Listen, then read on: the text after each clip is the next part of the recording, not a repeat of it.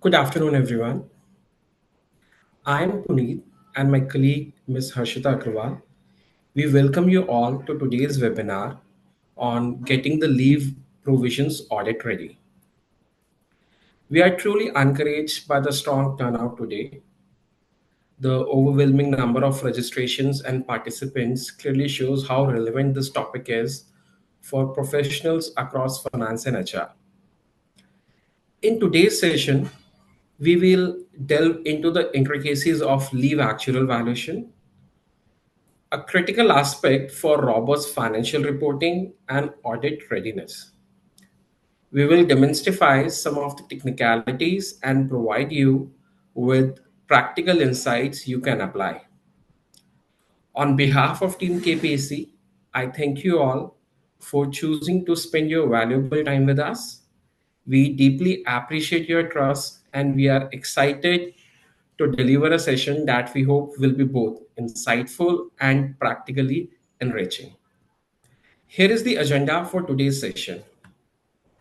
We have structured the content to progressively build your understanding.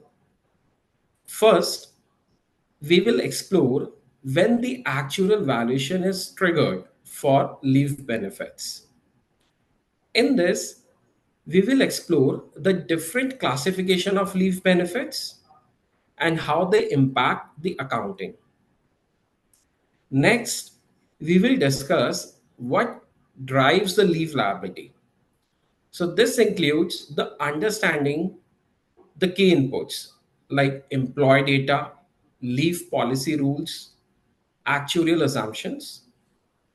We will also take a deep dive into the methodology which is prescribed under the accounting standard to derive the leave liability.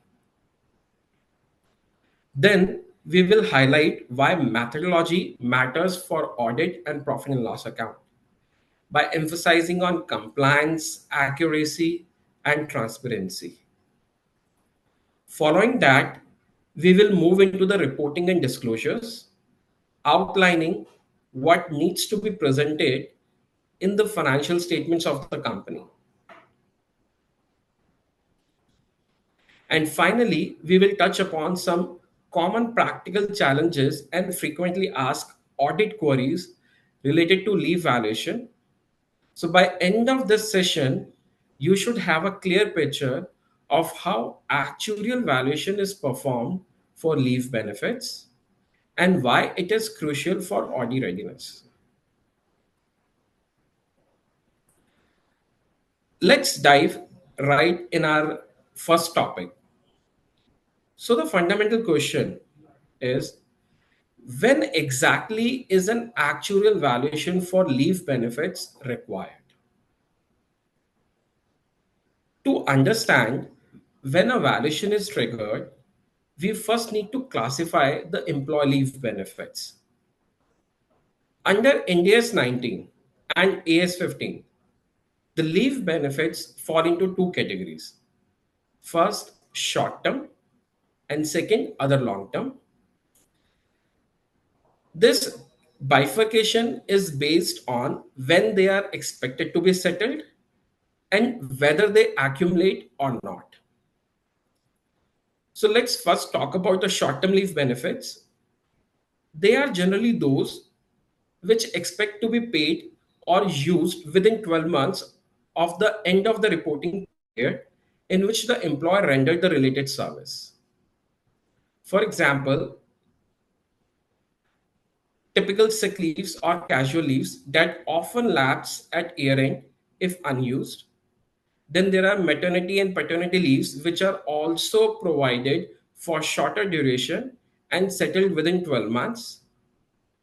Even paid annual leaves can be short term if the company policy mandates the encashment of unutilized leaves within 12 months and no carry forward allowed. However, the focus of our session today is on other long term leave benefits.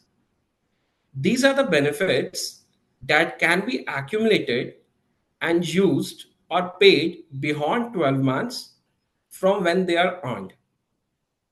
Think of a long-term paid absences like earned leave or sabbatical leaves, which accumulate over years and can be in cash upon exit or during service, or accumulating sick leaves if they carry forward for multiple years and may or may not be encashable. They also fall into long-term category. It is these long-term benefits that typically trigger an actual valuations. So let's further refine our understanding of leave benefits. Leave benefits are classified based on two key characteristics. First, whether they accumulate, and second, whether they vest. Non accumulating means leave entitlements for the year either lapsed or settled if not used within a same year. These leaves cannot be carried forward to the future periods. And accumulating means the unutilized current period leave entitlements can be carried forward and used in the future periods. Then vesting leaves means vesting offers employees the right to encash the unused leaves at time of exit or even during service. Non-vesting leaves cannot be in cash and lapse if unused. Understanding these classifications is necessary to determine whether the actual valuation is required, and if so, how to structure the valuation approach. This slide summarizes how these classifications determine the need for an actual valuation. Let's walk through this slide. So we have four primary types of leaves based on their features. First one is vested non-accumulating leaves. These leaves are encashable but do not accumulate. The liability is recognized during a service.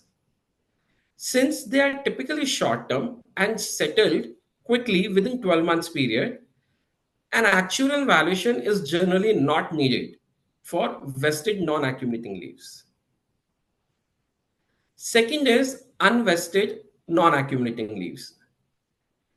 These neither accumulate nor encashable. So no liability is recognized in advance, and the expense is recognized only when the benefit is actually taken by the employee.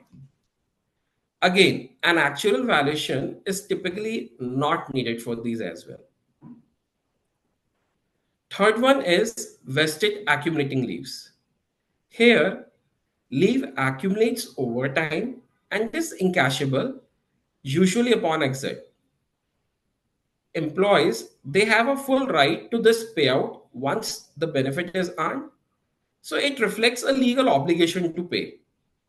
And this type of leaves requires an actual valuation as company has a future obligation that needs to be measured. And the last one is unvested accumulating leaves. In this case, leave accumulates, but it is not encashable. Employees can use it as long as they stay with the company, but it's forfeited if they leave the company. However, if there is an expectation that employees will utilize these leaves in the future, a liability is still recognized based on expected future utilization. For this, an actual valuation is also required. So, in essence, if your company offers accumulated leave benefits, whether vested, like earned leaves which are paid on exit, or unvested, like sick leaves that accumulate but is not paid out, yet is expected to be used.